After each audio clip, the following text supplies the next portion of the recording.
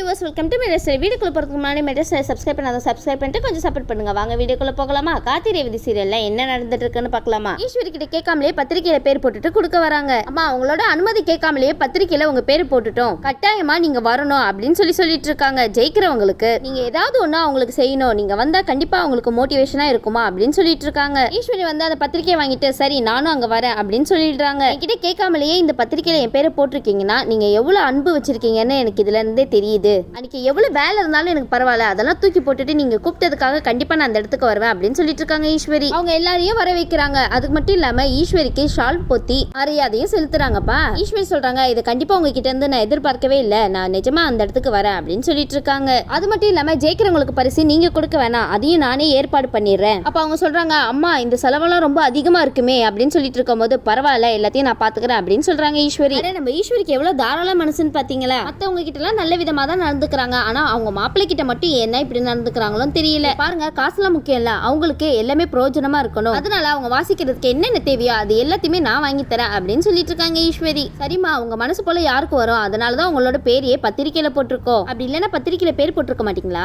சரின்னு சொல்லிட்டு எல்லாருமே சந்தோஷமா போறாங்க. அப்போன்னு பார்த்து ரேவதிக்கு இந்த விஷயம் எல்லாமே தெரியுது. அம்மா பரவாயில்லம்மா, நீங்க ஒரு விஷயமும் இந்த மாதிரி பார்த்து பார்த்து பண்றதுனாலதான் எல்லாருமே உங்களை மதிக்கிறாங்க. சரி ரேவதி அதெல்லாம் இருக்கட்டும் அப்படின்னு சொல்லி கேட்டு இருக்கும் போது ரேவதி சொல்றாங்க ஆமாம்மா நான் ஆஃபீஸ்க்கு தான் கிளம்பிட்டு இருக்கேன் அப்படின்னு சொல்லிட்டு இருக்காங்க. அப்போன்னு பார்த்து ரேவதி ஆஃபீஸ்க்கு போயிடுறாங்க. அங்க எம்டி சாரை பார்த்து சொல்றாங்க சார் இன்னைக்கு ஈவினிங் நீங்க ஃப்ரீயா இருப்பீங்களா? என்ன சொல்றீங்க ரேவதி எனக்கு புரியல அப்படின்னு சொல்லி கார்த்தி கேட்டுட்டு இருக்காரு. என்ன கார்த்தி உங்களுக்கு புரியலையா இல்ல புரியற மாதிரி நடிக்கிறீங்களா? இல்ல சார் நான் ஒரு டிக்கெட் சேர்த்தே வாங்கியிருக்கேன், நீங்க வந்தீங்கன்னா ரொம்ப நல்லா இருக்கும் அப்படின்னு சொல்லிட்டு இருக்காங்க. நம்ம எல்லாருமே ஒத்துமொத்தமா ஒரே இடத்துல இருந்தா ரொம்ப சந்தோஷமா இருக்கும் சார். இந்த விஷயம் எல்லாத்தையுமே ஏற்பாடு பண்ணதே நம்ம கார்த்தி தான், அது தெரியாமையா கார்த்தியே கூப்பிட்டு இருக்காங்க நம்ம ரேவதி. கார்த்தி சொல்றாங்க பரவாயில்லையே உங்க அம்மாக்கு இவ்வளவு பெரிய செல்வாக்குலாம் இருக்கா என்ன? இன்னைக்கே ஆச்சரியமா தான் இருக்கு, செய்யணும்ன்ற மனசு யாருக்கு வரப்போது சொல்லுங்க அப்படின்னு சொல்லிட்டு இருக்காங்க கார்த்தி. கார்த்தி நீங்க உண்மையாவே பேசுறீங்களா இல்ல கலாய்க்கிறீங்களா உங்க அத்தைய? இந்த பக்கம் மருதுக்கும் அவங்க தங்கச்சிக்கும் செம்மையா கோவம் வந்துட்டு இருக்கு. என்ன சூரியகலா ஏதாவது பிரச்சனையா என்ன? இவ்வளவு கோவத்தோட உச்சியில இருக்கீங்களே அதான் கேக்குறோம், என்ன பிரச்சனை சொல்லுங்க. பாத்தியா இந்த ஈஸ்வரி என்ன பேச்சு பேசிட்டு இருக்கா? ஏன் மருது சூரியகலா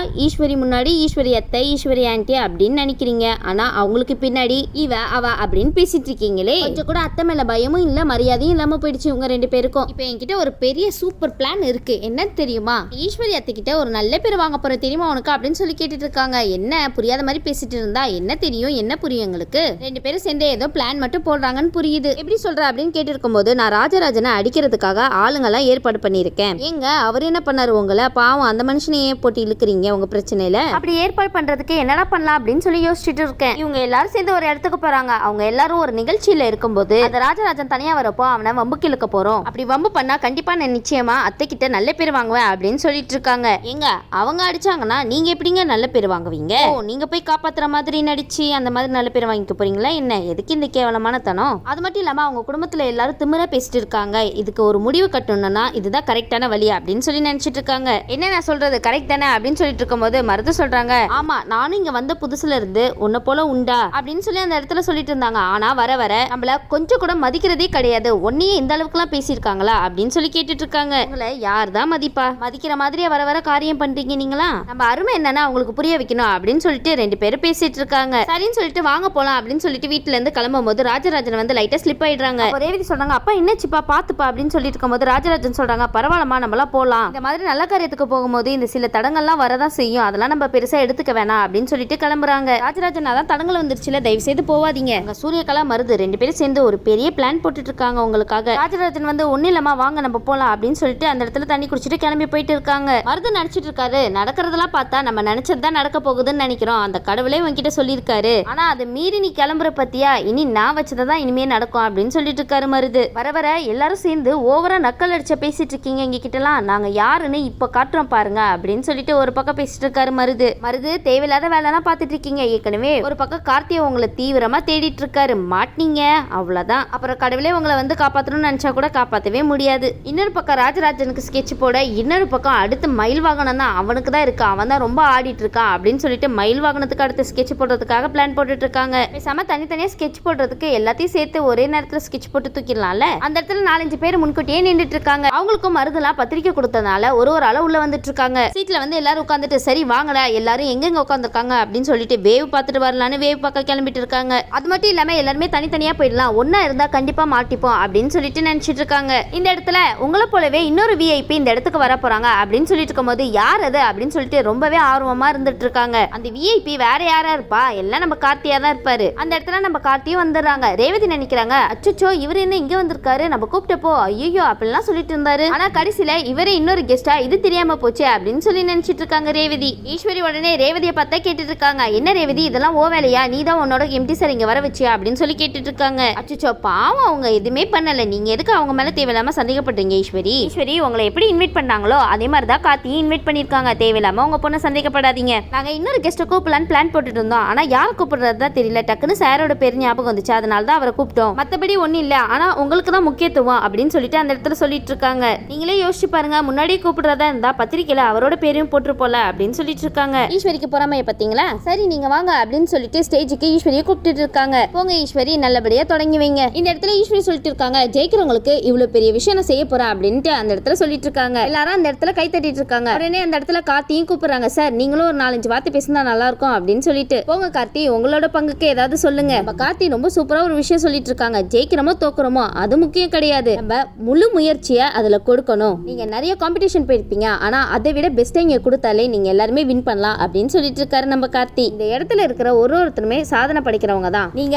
ஒரு விஷயத்தையுமே புதுசா கத்துக்கோங்க, அதுதான் ரொம்ப முக்கியம். உங்க ஆப்போனன்ட்டை ஃபர்ஸ்ட் போட்டியா நினைக்காதீங்க. அவங்க கிட்ட இருக்கிற திறமை நம்ம கிட்ட கொஞ்சம் கம்மியா இருந்துச்சுன்னா அதை சரி பண்ணிக்கோங்க. இந்த விஷயம் உங்களுக்கு ஒரு வாய்ப்பா அமையட்டும், அப்பதான் எல்லா விஷயத்திலயும் ஜெயிக்க முடியும், அது மட்டும் இல்லாம சாதனையாளர்களாகவும் ஆக முடியும் அப்படின்னு சொல்லிட்டு இருக்காரு கார்த்தி. கார்த்தி மோட்டிவேஷன் ஸ்பீச்னா இப்படிதான் இருக்கணும். அங்க உள்ளவங்களா சார் சூப்பர் சார், அவங்கள விட நீங்க சூப்பராகவே பேசுனீங்க சார், அவங்க ஜெயிக்கிறவங்களுக்கு என்ன கொடுக்கலாம் அப்படின்னு தான் பேசிட்டு இருந்தாங்க. ஆனா நீங்க எப்படி ஒருத்தரும் சாதனையாளராக ஆகணும் அப்படின்ற விஷயத்த கத்து கொடுத்துருக்கீங்க சார், இது ரொம்ப பெரிய விஷயம் அப்படின்னு சொல்லிட்டு ரொம்பவே புகழ்ந்துட்டு இருக்காங்க. என்னங்க சார் கூப்பிட்டு வச்சு ஈஸ்வரி அசிங்கப்படுத்துறீங்களா எல்லாரும். ஈஸ்வரி இதுக்கெல்லாம் நீங்க வருத்தப்பட்டு இருக்காதீங்க, ஆனா உங்களை மாதிரி மனசு யாருக்கு சார் வரும் அப்படின்னு சொல்லிட்டு ரொம்பவே புகழ்ந்து பேசிட்டு இருக்காங்க. கார்த்தி சொல்றாங்க, நான் ஒன்னும் பெருசாலாம் எதுவும் பேசல, ஆனா இந்த விஷயத்தெல்லாம் அவங்க கடைபிடிச்சாங்கன்னா கண்டிப்பா ஜெயிக்கலாம் அப்படின்னு கார்த்தி சொல்லிட்டு இருக்காரு. என்னதான் இருந்தாலும் கார்த்தி சூப்பரா பேசுனீங்க. இவங்களாம் என்ன நம்மள கூப்பிட்டு வச்சு அசிங்கப்படுத்துறாங்களா, இப்ப யார் சூப்பரா பேசினாங்கன்னு இவங்க கிட்ட கேட்டாங்களா என்ன அப்படின்னு சொல்லிட்டு சந்திரகலா சொல்லிட்டு இருக்காங்க. ஈஸ்வரி சொல்றாங்க, சரி விடு, நம்ம இங்க வந்துட்டோம், நம்ம பேரை வேற பத்திரிக்கையில போட்டிருக்காங்க, செலவு பணத்தெல்லாம் பார்க்க கூடாது, இதோட இந்த விஷயத்தை விடு சந்திரா அப்படின்னு சொல்லிட்டு இருக்காங்க ஈஸ்வரி. என்ன சந்திரா ஈஸ்வரியே எதுவும் பெருசா எடுத்துக்கல, நீங்க அவங்கள ஏத்தி விடுறீங்களா. உடனே மருதோட டீமா பாக்குறாங்க, டே எல்லாரும் கவனமா இருங்கடா அப்படின்னு சொல்லிட்டு யார் மூலியமா ராஜராஜன் தனியா வெளியே போறாங்க. அப்போன்னு பார்த்து 4-5 பேரு ராஜராஜன் பின்னாடியே போறாங்க. சரி நம்ம அவனை ஏதாவது பண்ணலாம் அப்படின்னு சொல்லிட்டு ராஜராஜனை எல்லாரும் ரவுண்டு கட்டுறாங்க. உடனே ராஜராஜன் கேக்குறாங்க, டே யாருடா நீங்களா, எதுக்கு தேவையில்லாம என்ன அடிச்சு வம்புழுக்கிறீங்க அப்படின்னு சொல்லி கேட்டு இருக்கும் போது, நீ தான் தேவையில்லாம எங்களை வம்புக்கு இழுத்துருக்க, நான் யாருன்னு தெரியுமா, நான் யார் தெரியுமா, எப்படிப்பட்ட ஆள் தெரியுமா, நான் உன்கிட்ட பேசவே இல்ல, நீ எதுக்குடா இப்ப தேவையில்லாம பேசி என்கிட்ட வம்பு இழுக்கிறீங்க,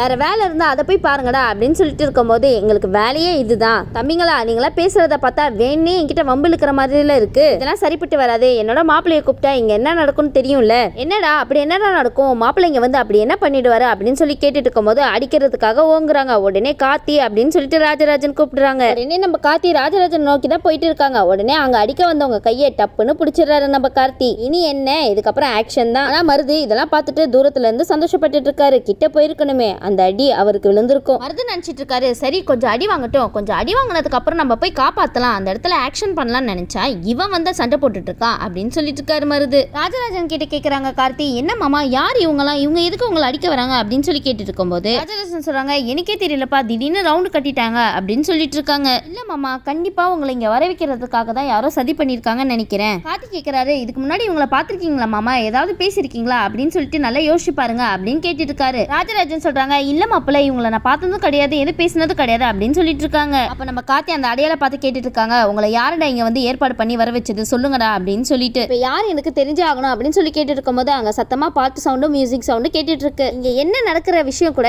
யாருக்குமே தெரியாது, அதனால பூந்து விளையாண்டுலாம் அப்படின்னு நினைச்சிட்டு கார்த்தி ஒரு ஆளையா வெளுத்து வாங்கிட்டு இருக்காரு அடி. நம்ம கார்த்தி எவ்வளவு அடிச்சு கேட்டும் வாயே திறக்கல. உடனே ராஜராஜன் சொல்றாங்க, சரி மாப்பிள்ள அவங்க எல்லாம் போகட்டும், நீங்க தான் சரியான நேரத்துல வந்துட்டீங்களே விடுங்க மாப்பிள்ள அப்படின்னு சொல்லிட்டு இருக்காங்க. என்ன ராஜராஜன் இவ்வளவு பெரிய விஷயம் நடந்திருக்கு, நீங்க என்னன்னா சாதாரணமா விடுங்கன்னு சொல்லிடுறீங்க. கார்த்தி சொல்றாரு, இல்ல மாமா இதை சாதாரணமா எடுத்துக்க கூடாது, இங்க வேற ஏதோ நடந்திருக்கு அப்படின்னு சொல்லிட்டு இருக்காரு. கார்த்தி நீங்க சந்தேகப்படுறது கரெக்டா, அங்க ஓரமா ஒளிஞ்சு நின்று பாத்துட்டு இருக்காரு பாருங்க என்ன நடக்குதுன்னு, அவரை பிடிங்க எல்லாம் தெரிய வரும், முழுக்க காரணமே அவர் தான். சரி நம்ம கார்த்தி ராஜராஜனை அடிக்க வந்தது யாருன்னு கண்டுபிடிக்கிறாரா இல்லையான்னு வெயிட் பண்ணி பார்க்கலாம். இந்த வீடியோ உங்களுக்கு பிடிச்சிருந்துச்சுன்னா மறக்காம மெட்ராஸ் ஸ்டைல லைக் பண்ணுங்க, ஷேர் பண்ணுங்க, சப்ஸ்கிரைப் பண்ணிடுங்க. தேங்க்யூ.